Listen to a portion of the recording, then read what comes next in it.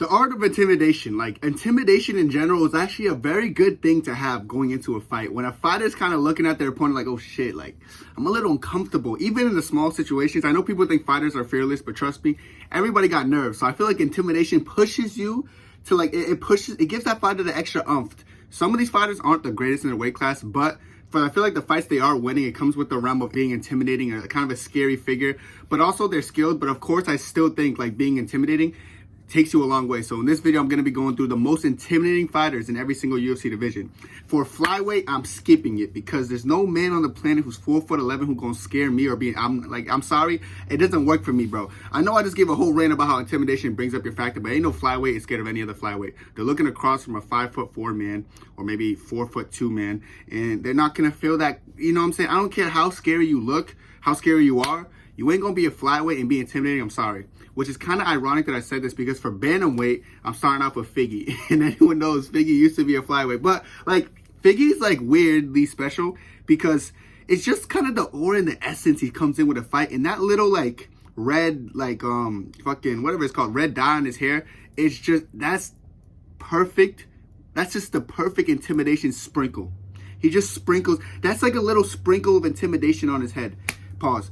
And if you actually think about it too, like the way he talks and fights, the way he's trying to bully Moreno, like I know Moreno wasn't really scared of him, but like it's just kind of like the aura he walks around with. He's not cocky, but like he's always like, yeah, I'm ready to fight. In the face-offs, he's always like sometimes pushing his opponents. Like Figgy is like, he's a little rat. He's a little rat menace. You know what I'm saying? And I feel like that intimidation factor, it might not work in some of his fights because he did lose to Moreno some of the times he was intimidating him. But I feel like it just adds that era of like, yo, you're not gonna play with me. I'm not these other cats. You feel me? So I feel like Figgy needs to be acknowledged. I know he used to be a flyweight, but like I said, he's a special case. Like there ain't no other flyweight who has that realm or ever had that realm. So as far as bantamweight goes, he took that intimidation and still the most intimidating in bantamweight. Like Sugar, the champion, is probably the least intimidating person in the world. So I think it's fitting from naming Figgy as the bantamweight most intimidating fighter on the planet. Now we're in the featherweight weight class. In this weight class, like similar to flyweight, like all these guys are too jolly and nice, bro. Like Volkanovski, good guy. Max, good guy. They're not like really intimidating. Ilya's like people could say he's intimidating, but he's really not. Like he just like,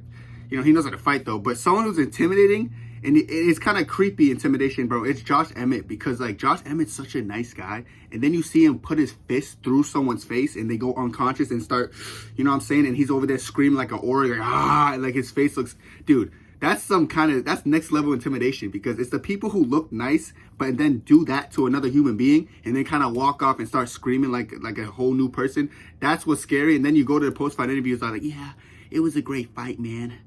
I like killing him. I like punching through his face. Now, he's not like that. But, like, he's just, like, when his voice just doesn't match, like, the veracity he comes with. And I feel like that adds to, like, just the scariness to the dude. So I feel like Josh Emmett, as far as featherweight, and I just said featherweights, they're, like, the rest of them are kind of, like, just chill people. Like, Diego Lopez, like, he hits hard, too. But, like, you look at his haircut, I'm like, man, that haircut's not scaring nobody. So yeah, Josh Emmett, definitely as far as featherweight goes, I'm gonna say he's the most intimidating because everyone else in featherweight's kind of a goof, and Josh Emmett's just like a freak of nature. And lightweight. For lightweight, it's weird because like, it's like, for this fighter, he's not the greatest, you know, but like he just has that intimidation factor to him. I'm gonna say Benoit Saint Denis. And I know people might be like, what? He's not scary at all. Like, it's just the way his face looks. Like, he just looks weird. And then he had that whole, like, he's like the God of War nickname. Like, he's always, every single win he's getting is a finish. He's so, like, he just always gets the finish. He's so brutal. Resume and all that, and just, like, his nickname and all that, and the way he looks, it just all adds up perfectly.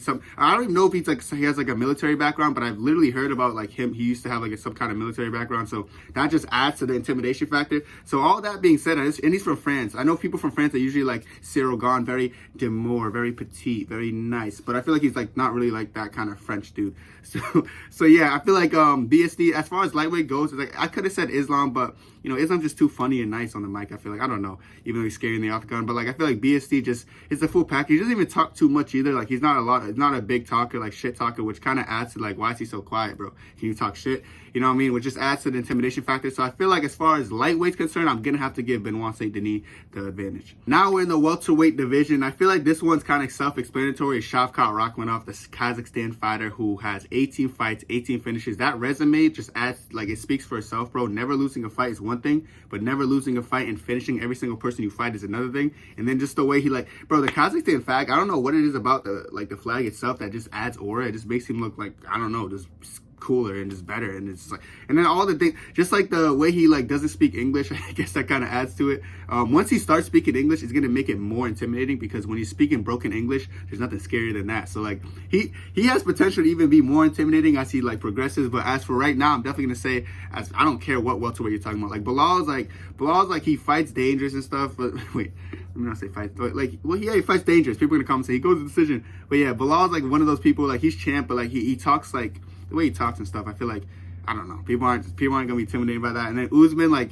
he's just like, he's scary in the octagon, like when he's knocking people out and screaming and all that, but he's like he's a chill dude. I feel like Shavkat, although he's like pretty chill outside the octagon, he's just like, he has a little bit more intimidation factors. He's just one of those people. So I'm gonna say Shavkat's the welterweight intimidator. Middleweight, this is a no-brainer. It's Khamzat Chimaev, bro. It's just how, like, who he is, the way he runs to the octagon, just yelling Allahu Akbar, all this stuff. Like he just has that huge intimidation factor in advantage over everyone, bro. Like I swear, even the way he was like facing, you know how Usman does that little face off when he was facing off with Khamzat in the ring, and Khamzat's looking down at him, grinning at him, bro. Like, what the hell? Like, is he okay? And then it's the way he talks in the post fights and the pre fights. I'm gonna smash everybody. I'm gonna smash your boy. This guy's nothing. Not smash him easy, brother.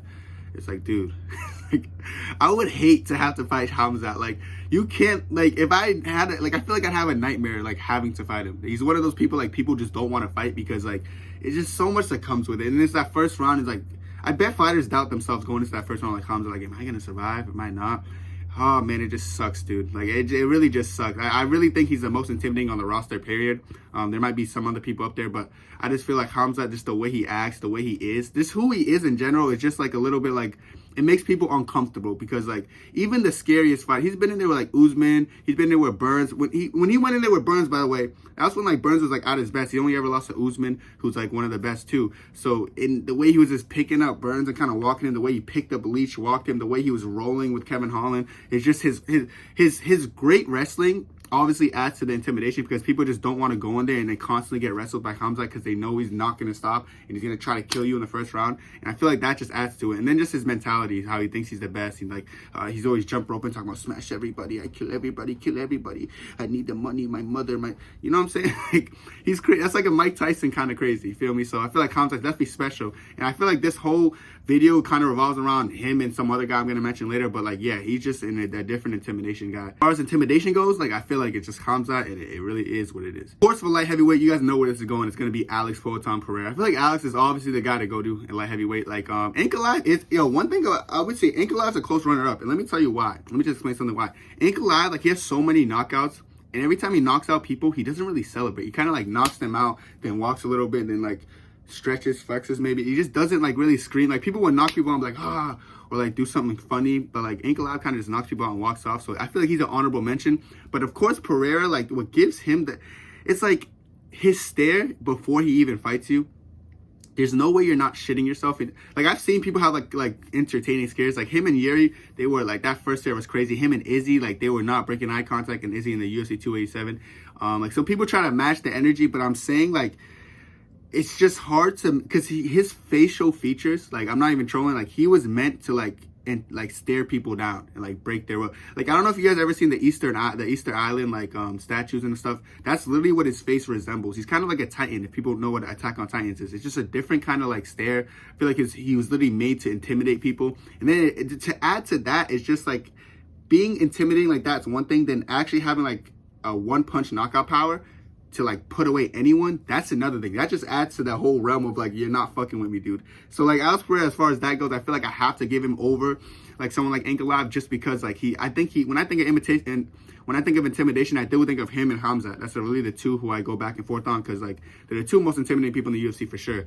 And yeah, of course, Alex Pereira is also like a huge person. Like, he says he's 6'4". That dude's like 6'5", 6'6". I seen it next to Johnny Walker, Tyson Fury, who's 6'7" or 6'9". I seen it next to so many tall people, and he always like looks the same height as them. So he's like a 6'6" or 6'5" giant who just has huge facial features and one punch knockout power. He literally is intimidation. Last but not least, the heavyweight division, I'm gonna have to say, and it feels weird to say this, but it really is Jon Jones. And it's because Jon Jones is Jon Jones. He's low-key crazy. Like, I don't care what anyone says, he's crazy. I know like this whole thing going around, like he's ducking Aspinall, this, that, and the third, which it is true. He is ducking Aspinall. He doesn't want that fight. He's a little bit nervous for that fight. But you can't take away that John Jones is literally John Jones, and like I would not want to be locked in a room with the angry John Jones. Like I could say John Jones is ducking behind my camera, you know what I'm saying? If he was face to face, I'd be like, yo, what's up, John? Like, you ain't ducking. I know I'm scared of you. Can you feel me? I'll switch up so fast because, bro, it's John. He's like, you know, Dana White, for someone who glazes him, I think too much. He glazes him to like, you know, it's almost reasonable at times. He just overdoes it. But like, I really feel like Jones, you lock him in a room, like prime Jones, lock him in a room with anyone, I think he walks out. So let me just